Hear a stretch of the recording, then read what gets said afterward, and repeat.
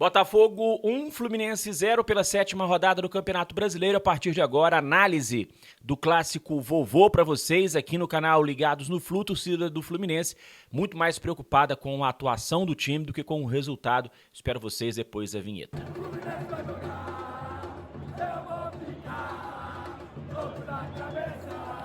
Meus amigos, um grande abraço a todos, obrigado pela presença, pela audiência, muito obrigado pela sua amizade. Este é o canal Ligados no Flu, eu sou o Rodrigo Dias e eu quero pedir para você que não é inscrito ainda para fazer a sua inscrição aí, se você gostar do nosso conteúdo. Quero mandar um abraço pro Epáfras Gomes e para a filha dele, a Belle, que moram em Parintins, no Amazonas. Abraço também para os filhos do Epáfras, a Fernanda e o Yuri, que moram em Lisboa, Portugal. Muito obrigado pela presença aqui no canal Ligados no Flu. Vamos seguir então com a análise desse jogo, um resultado que acho que o pior para o Fluminense não foi nem o resultado, o pior foi a atuação. Porque quando você perde jogando bem, quando você perde criando oportunidades, quando você perde mostrando volume de jogo, você pensa, poxa, perdemos, faz parte do jogo, resultado ele pode acontecer, né? No futebol um perde, o outro ganha, mas quando você perde sem fazer uma boa atuação, quando você perde sem criar oportunidades, quando você perde sem incomodar o goleiro adversário, aí fica o sinal de alerta. Principalmente porque esse não é o primeiro jogo do Fluminense neste mês de maio que o time não vai bem. E mesmo nas vitórias, o Fluminense não foi bem. A gente não pode tapar o sol com a peneira. Aqui não tem ninguém falando, quando perde tá tudo errado. Não é isso, gente. Mas, de alguns jogos pra cá, o desempenho do Fluminense vem diminuindo. E eu acho que não tem a ver apenas com os desfalques do Keno e do Alexander. Porque o Alexander, até outro dia, ele nem jogava na equipe principal do Fluminense, ele não era nem opção. Ele passou a ser opção nas duas últimas rodadas do Campeonato Brasileiro do ano passado. E depois, neste ano, ele começou o Campeonato Carioca, foi servir a seleção brasileira sub-20, ficou vários jogos desfalcando o Fluminense, retornou na reta final do Campeonato Carioca. Então, não dá para colocar só na conta da contusão do Alexander. Não dá para colocar só na conta da contusão do Keno. Porque o Keno oscilou até agora no Fluminense. Teve jogo que ele foi muito bem, teve jogo que ele foi muito mal. Então, mas o Marcelo também não jogou. O Marcelo não jogou vários jogos. Aliás, o Marcelo menos jogou do que o contrário. Então não dá para colocar na conta desses desfalques as más atuações do Fluminense nos últimos jogos. O último grande jogo, as duas últimas grandes atuações do Fluminense até agora, nesse mês de maio, foram contra o River, aquela goleada por 5-1, e o empate contra o Vasco, quando o Fluminense, apesar de não ter vencido, jogou muito bem. É o que eu falei no começo do vídeo. A questão não é o resultado, é a atuação. O Fluminense não fez um bom jogo contra o Cruzeiro e venceu. O Fluminense não fez um bom jogo contra o Cuiabá e venceu. O Fluminense não fez um bom jogo no primeiro tempo contra o Flamengo e poderia ter saído de campo perdendo. Conseguiu segurar o empate. Segundo tempo eu não vou nem levar em consideração, porque estava com um jogador a menos desde o começo, aí a história é outra. O Fluminense até parecia que ia melhorar no jogo, aí teve a expulsão do Felipe Melo. E o Fluminense contra o Botafogo hoje voltou a não jogar bem. Falta intensidade, falta talvez vontade de vencer. E aí quando eu falo vontade de vencer, não é que o Fluminense não queria ganhar. Claro que o Fluminense queria ganhar. Mas o adversário queria ganhar mais. O adversário mostrou mais disposição para conseguir o resultado. Enquanto que o Fluminense parecia se preservar, se poupar. Lima, péssima partida do Lima. André, muito mal no jogo. Arias, apagado. Cano, eu só vi o Cano 2 vezes na partida. No primeiro tempo, quando ele erra aquela conclusão em que depois o assistente dá o impedimento. E no gol do Botafogo, onde ele tá lá na risca do gol, dando condição pro ataque do Botafogo fazer o gol. Eu só vi o Cano no jogo nessas duas oportunidades.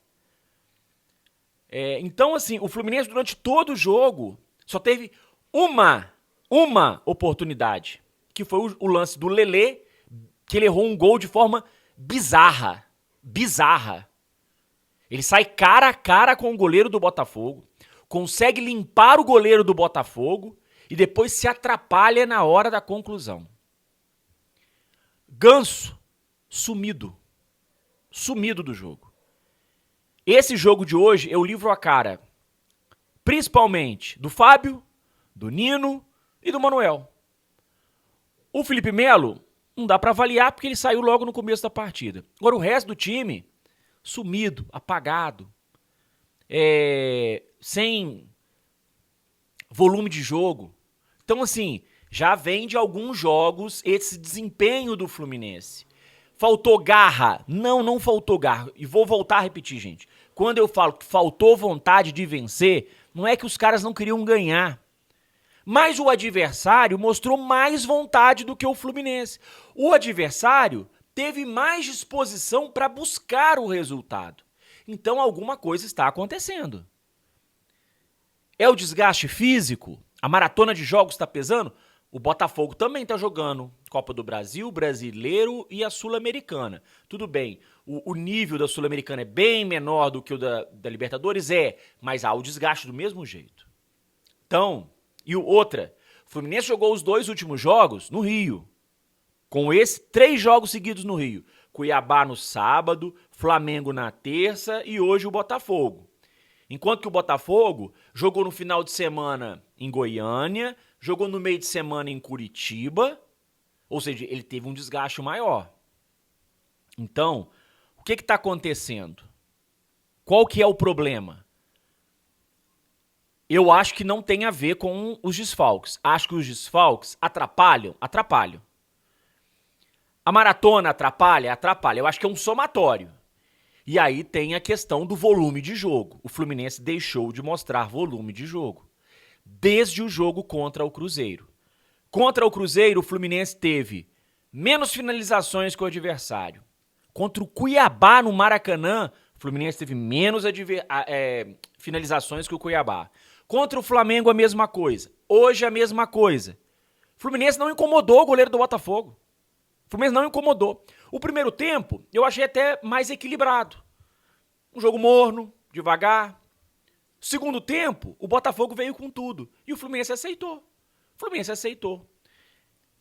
Eu não vou citar aqui nominalmente alguns jogadores, porque a minha análise não é para depreciar fulano ou beltrano. Não é para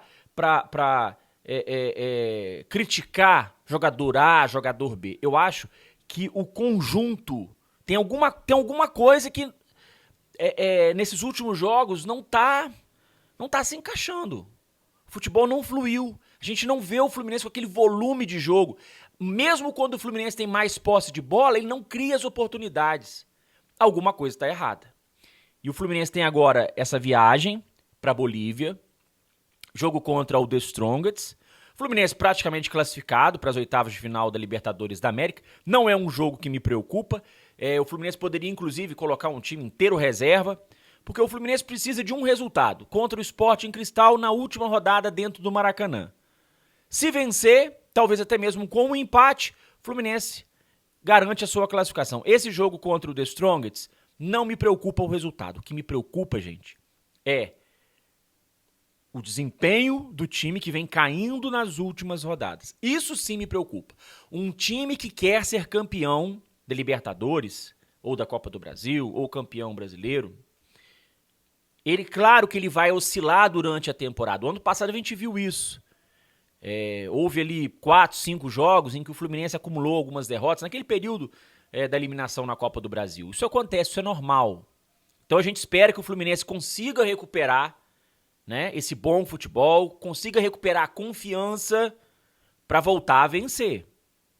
No Campeonato Brasileiro, o Botafogo disparou, foi a 18 pontos, o Fluminense está com 13, o Atlético encostou no Fluminense, né? Colou no Fluminense, o Atlético também chegou a 13 pontos. O Cruzeiro pode ultrapassar o Fluminense na próxima segunda-feira, mas como eu disse, o resultado, a tabela de classificação do Brasileiro é o que menos me importa, é o que menos me preocupa. O que me preocupa é o desempenho que tem diminuído, que tem caído nos últimos jogos. É isso que me preocupa.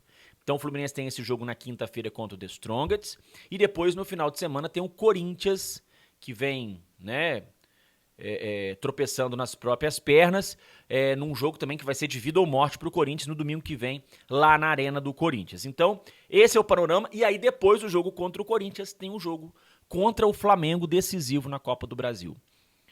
Eu acho que o Diniz tem que tirar essa semana para ver o que está acontecendo, analisar caso a caso, e a gente tem visto uma grande movimentação de vários clubes que já são fortes, indo ao mercado buscar reforços para a próxima janela de transferências. E a gente não vê essa movimentação no Fluminense. O Diniz gosta de trabalhar com elenco curto? Ok.